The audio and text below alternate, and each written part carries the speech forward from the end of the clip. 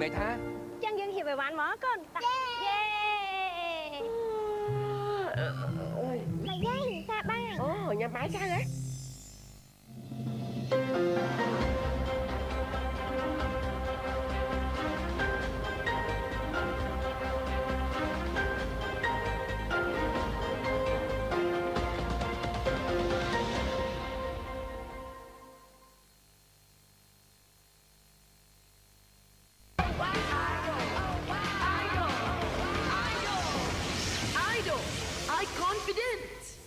ទឹកត្រឡាច Fresh ឆ្ងាញ់ស្រស់ស្រាយត្រជាក់ចានអន្តរជាតិសហគមន៍កសិកម្មអាចទូទាត់បត់បែនតាមលំហូរសាច់ប្រាក់និងអាចសងមុនការកំណត់គ្រប់ពេលដោយគ្មានការពិន័យ Boost Strong ញ៉ាំ Boost Strong ឆ្ងាញ់ជាងគេ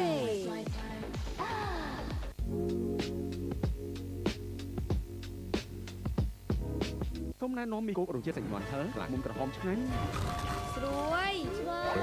បៀឆ្ងាញ់ធូនីគាកាណាឌីយ៉ាដៃគូហេរ៉ាញ់វត្ថុជាទីទុកចិត្តរបស់លោកអ្នក Cambodia Cola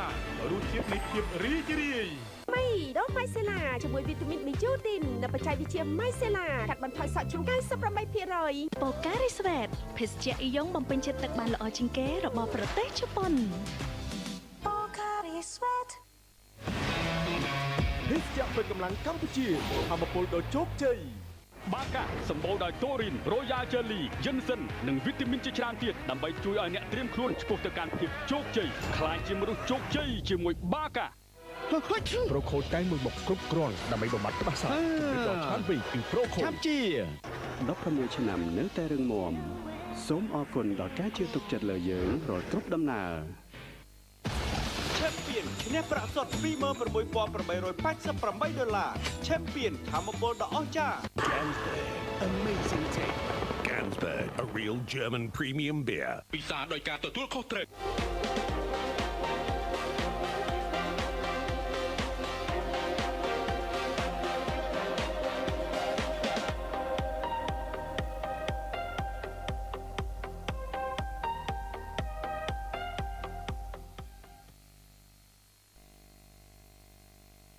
សូមគោរពនឹងជម្រាបសួរលោកស្រីអ្នកនាងកញ្ញាជាទីមេត្រីសូមស្វាគមន៍មកកាន់កម្មវិធីព័ត៌មានសុខភាពរបស់ VTV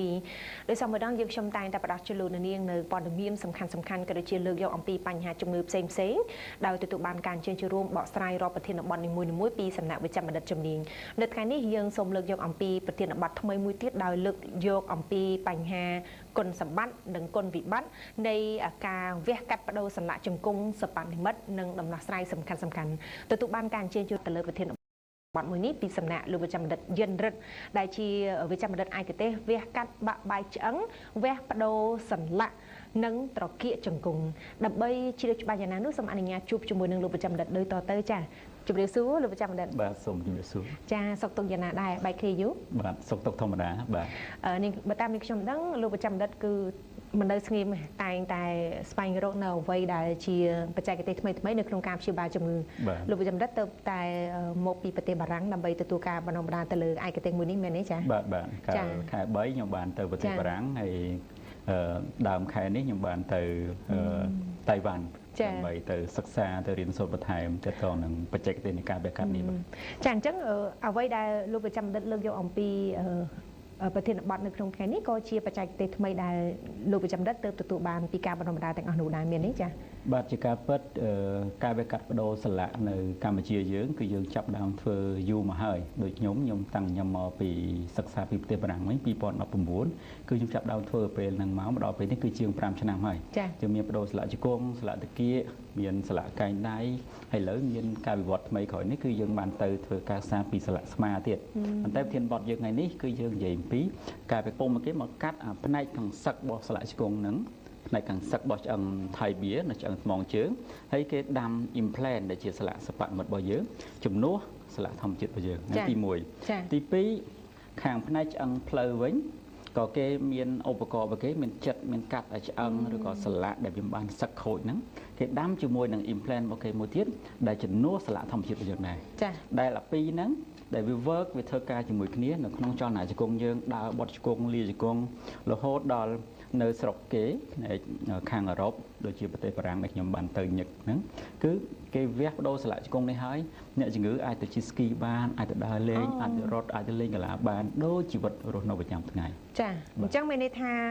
ជង្គង់សបានិមិត្តមានអ្វីដែលប្រៀបដូចតាមឯកទេសរបស់លោកប្រចាំដិតតជាពិសេសជំវិញការវះកាត់គេហៅថាសន្លាក់ជង្គង់សបានិមិត្តនេះភាគច្រើន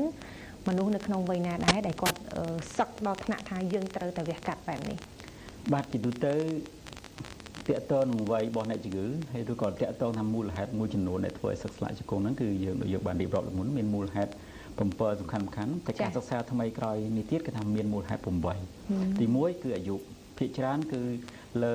អាយុលើសពី50ឆ្នាំហ្នឹងទៅនៅក្នុងអាយុប៉ុណ្ណឹងគឺស្លាកជង្គង់របស់យើងដែលបានប្រើប្រាស់ច្រើនតាំងពីយើងពីក្មេងតាំងវ័យជំទង់តាំងវ័យដល់អាយុ30 40 50ចូលដល់50ឡើងទៅគឺជាពិសេសស្ត្រីទៀតការសាមទៀតថាស្ត្រីគឺមានច្រើនជាងបុរសដោយសារស្ត្រីនៅពេលវ័យមួយចាប់ពីអាយុ55ឆ្នាំហ្នឹងទៅគឺគាត់មានបំរែបំរួលអរម៉ូនស្ត្រីនិងគាត់ធ្វើឲ្យស្លាកជង្គង់ធ្វើឲ្យឆ្អឹងរបស់គាត់លឿនជាងបុរសហើយមានកត្តាផ្សេងទៀតដូចកត្តាគ្រោះថ្នាក់កត្តាការធ្វើការងារច្រើនឬក៏កត្តាឡើងគីឡូបច្ចុប្បន្ននេះគឺជាកត្តាប្រឈមមែនទែនព្រោះនៅប្រទេសណាក៏ដោយនៅប្រទេសកំពុងអភិវឌ្ឍនៅប្រទេសអភិវឌ្ឍគឺអ្នកជំងឺដែលមានគីឡូធ្ងន់ដែល BMI គេថា BMI body mass index របស់គាត់ហ្នឹងលើសពី23នឹងចាត់ទុកជាអ្នកជំងឺមួយជា risk ប្រឈមមុខនឹងជំងឺសឹកស្លាកជង្គង់ហ្នឹងគ្រាន់តែប្រឈមមិនទាំងអស់ទេមិនទាំងអស់ទេប៉ុន្តែគាត់ថាបើសិនមាន6 7នឹងចូលរួមគ្នាទាំងថតទាំងអាយុច្រើនទាំងធ្លាប់គ្រោះថ្នាក់ហើយមួយទៀតគេរកឃើញក្រោយលើគឺមិនមែនអ្នកជំងឺតែថតទេអ្នកជំងឺស្គមពេកដែលសាច់ដុំគាត់តូចសាច់ដុំគាត់អត់សូវមានលំនឹងសាច់ដុំគាត់ស្កាត់ខ្សោយក៏ធ្វើឲ្យស្លាកជង្គង់ហ្នឹងលឿនដែរអញ្ចឹងថតពេកក៏មិនល្អស្គមពេកក៏មិនល្អដែរបាទហើយការប្រើប្រាស់នៅកម្លាំងលើកដាក់បើសិនជាធ្ងន់ប្រើប្រាស់ជារៀងរាល់ថ្ងៃដូចទីថាសម្រាប់អ្នកដែលគាត់ប្រើកម្លាំងពលកម្មលើកដាក់ធ្ងន់ក៏ប្រឈមដូចគ្នាដែរបាទចា៎ការងារធ្ងន់ការនាទីខ្ពស់ឡើងយដាឡើងអីច្រើននិងក៏ជាការប្រឈមដែរបាទមុននេះតាមពិតទៅលោកប្រចាំដិតបានបង្ហើបបន្តិចទៅហើយតាក់ទងទៅនឹងក្រោយការវះកាត់ថាតើអ្នកជំងឺនឹងគាត់ធ្វើអីបានខ្លះអញ្ចឹងចង់ឲ្យលោកប្រចាំដិតជំរាបជូនសារជាថ្មីតែម្ដងថាតើអំពីគុណសម្បត្តិក្រោយការវះកាត់សន្លាក់ជង្គង់សបានិមិត្តនេះនឹងអាចធ្វើឲ្យអ្នកជំងឺនឹងទទួលបាននៅផលប្រយោជន៍ឬក៏គុណសម្បត្តិអ្វីខ្លះដែរចា៎បាទសំណួរនេះជាសំណួរល្អហើយក៏ជាសំណួរមួយដែលពុកម៉ែបងប្អូនដែលជាអ្នកជំងឺដែលមានបញ្ហា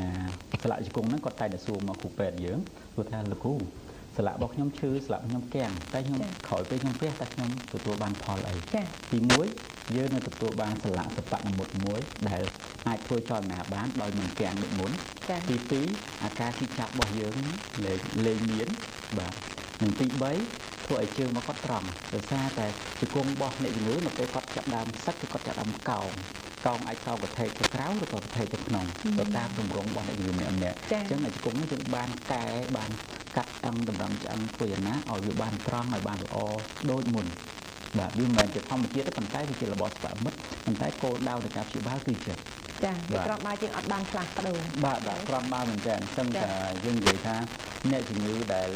ដូរស្លាកជង្គង់រួចគឺដូចគាត់បានជីវិតថ្មីមួយផ្សេងទៀតហ្នឹងចានិយាយទៅខ្ញុំទទួលបានសម្ដីទទួលបានការលើកទឹកចិត្តពីអ្នកជំងឺនិងគ្រួសារអ្នកជំងឺចឹងចាឥឡូវយើងបានដឹងអំពីគុណសម្បត្តិការវះកាត់សន្លាក់សបានិមិត្តអញ្ចឹងមានគុណវិបត្តិអ្វីខ្លះដែរបាទពីទៅចាក់តនគុណវិបត្តិមានគុណសម្បត្តិមានដូចគ្នាមានដូចគ្នាប៉ុន្តែគុណវិបត្តិទាំងអស់នោះយើងអាចការពារបានគុណវិបត្តិមួយចំនួនធំដែលយើងតែជួបដូចជាមានការបង្ករោគបើថាកាលណាវះកាត់នឹងលើអ្នកជំងឺដែលគាត់ប្រឈមនឹងការបង្ករោគដូចអ្នកជំងឺទឹកនោមផ្អែមអ្នកជំងឺដែលគាត់មានប្រព័ន្ធភាពស៊ាំខ្សោយអ្នកជំងឺដែលគាត់ខ្វះភាពអនាម័យខ្វះចំណីអាហារមួយចំនួនហ្នឹងឯងដែលប្រឈមមុខនឹងការបង្ករោគនេះលើអ្នកជំងឺផ្ទាល់ទី2ជាចំបច្ចេកទេសសម្ភារៈឬក៏ទីបច្ចេកទេសផ្ទាល់ជាចំរបៀបលាងដៃរបៀបស្អាតសម្ភារៈប្រតិវត្តិកាត់ហ្នឹងគឺទៅតែការត្រឹមត្រូវនិងទី3ទៀតការតាមដានខុសទៅវាកាត់ខ្ញុំគិតថាអូយើងវះស្អាតហើយយើងវះល្អហើយស្រាប់តែនិយាយជិះទៅផ្ទះអត់មានត្រឡប់មកវិញគាត់មានបញ្ហាអីផ្សេងទៀតដែលមានការបង្ករោគដូចគាត់មានបញ្ហា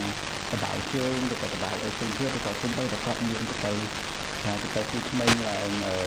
គាត់ថាមានឡើងទីថ្មីក៏ទាំងអស់ហ្នឹងក៏ប្រឈមមុខនឹងការមានរោគចូលក្នុងឈាមចូលដល់ស្លាកជង្គង់គាត់ធ្វើបន្តអានេះជាការប្រឈមនៅខាងជើងនៅថ្មីទេប៉ុន្តែវាអាចបង្ករោគដល់ស្លាកជង្គង់ដែលវាកាត់ហើយទៀតបាទជាទូទៅគឺមានហើយក៏គេខ្លាចណាស់រាល់ការប្រកាសបដូរស្លាកទាំងអស់គេទៅឆែកនៅទាំងអស់ឆែកមើលទាំងថ្មីឆែកមើលទាំងជើងឆែកទាំងអីវាឲ្យជើងមានជាតិក្រាញ់ឡើងខ្ទុះចាក់ឲ្យយកទៅល្អល្អណាស់ចាល្អល្អមែនទេហ្នឹងជាផលវិបាកមួយដែលពិបាកក្នុងការព្យាបាលដែលយើងតែងតែជួបប៉ុន្តែដោយសារតែខាងខ្ញុំឬក៏យើងជាប្រយោជន៍បណ្ឌិតឯកទេសខាងហ្នឹងយើងដឹងពីបញ្ហាទាំងអស់ហ្នឹងយើងដឹងពីសាស្ត្រការពារយើងដឹងពីសាស្ត្រដោះស្រាយតាំងយើងវះមកគឺយើងមិនដែលមានបញ្ហាហ្នឹងទេអញ្ចឹងហ្នឹង